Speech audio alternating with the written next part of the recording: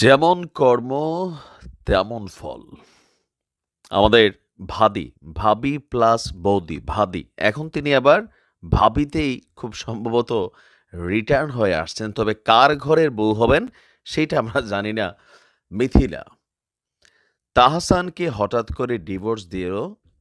তার মাত্র ২ থেকে ৩ মাস পর আমরা দেখলাম যে সম্ভবত ২-৩ মাসই নাকি আরো সময়টা এদিক সেদিক হবে।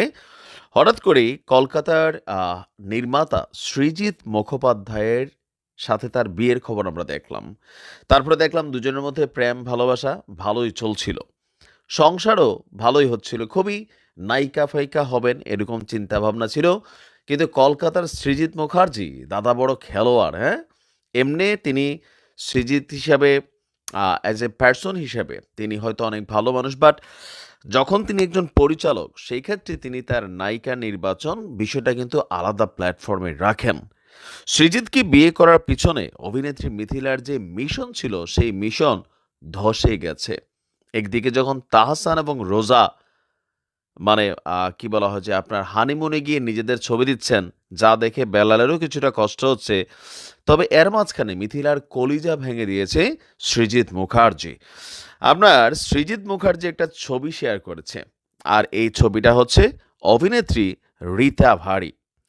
বছর কয়েক আগেই রীতা ভারির সাথে সম্পর্কের অবনতি ঘটেছিল সৃজিত মুখার্জির। আর এর পরপরই আপনার কি বলা হয় যে মিথিলার সাথে সম্পর্কে জড়িয়েছিল সৃজিত। সেখান থেকে বিয়ে। এখন ২ জনের মধ্যে 100% ডিভোর্স হচ্ছে।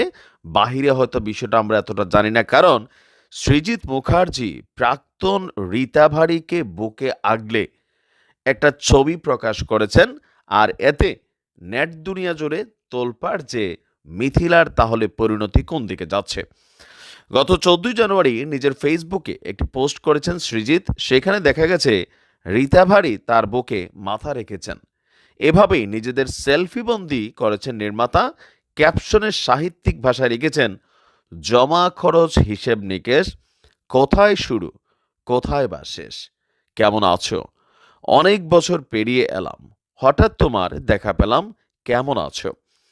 ৪ বছর আগে ভালোবেসে বিয়ে করেছিল মিথিলাকে সৃজিত। বিয়ের পরই একমাত্র মেয়ে আয়রাকে নিয়ে কলকাতায় নতুন জীবন করার চেষ্টা করেছিল মিথিলা। কিন্তু এখন সেসব অতীত। কারণ সৃজিতের সাথে এক ছাদের নিচে মিথিলার থাকেন না, এমনকি কলকাতায়ও খুব বেশি একটা যান না। সৃজিত মিথিলার দাম্পত্য নিয়ে যে অবস্থান আমরা দেখছি যে বিচ্ছেদ হয়ে গেছে অথবা খুব শীঘ্রই বিচ্ছেদ হবে, বিষয়টা সামনে আসার শুধু অপেক্ষা আছে। আর এই ছবি দেখে অনেকেই বলছেন, খ্যাতের সাক্কা খ্যাতে মাংসে লাইলে তুলছে না। দর্শক, রীতা বারিকে নিয়ে একটি ছবি যেটা আসছে, একটা সময় অভিনেত্রী রীতা বারির সাথে সৃজিতের প্রেম ছিল। আবার রীতা বারি গেল জন্মদিন পার্টিতেও সৃজিতের উপস্থিতি ছিল। কেক খাওয়ানো থেকে দুজনের একসঙ্গে ছবি তোলা, এগুলাতে সাংসারিক জীবনে আরও নেগেটিভ অবস্থান তৈরি হয়েছে মিথিলা এবং সৃজিতের। হঠাৎ কেন রীতা ভারিকে নিয়ে এই ছবি দিল, বিষয়টা নিয়ে আপনার চলছে তোলপাড় গুঞ্জন। আর যেহেতু তাহসান এই মুহূর্তে মধুচন্দ্রিমায় আছে, এই ছবি দেখা মিথিলারও জ্বলে, বেলাল ভাই তারও কিছুটা জ্বলছে। আর পাশাপাশি সৃজিতের এই ছবি দেখে মিথিলার জ্বলছে, বাংলাদেশের মানুষের জ্বলছে না। কারণ মিথিলা তার কেরিয়ারের জন্য অনেক ধরনের ঘটনা ঘটাইছেন। হিন্দু মুসলিম বিয়ে করছেন, এই যে কাহিনী নাটক ফাটক, হ্যাঁ, ২-৪ বছর সৃজিত দাদা লাড়ালাপ্পা করে তারপর বাংলাদেশে ছেড়ে দিল। কি হবে মিথিলার?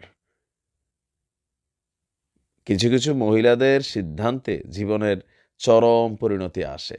আমাদের কুমিল্লার ভাষায় একটা কথা আছে, বেড়ারা জিত করলে হয় বাদশা, আর বেডিরা জিত করলে হয়, আপনার এলাকায় কি বলে লিখেন খালি করে।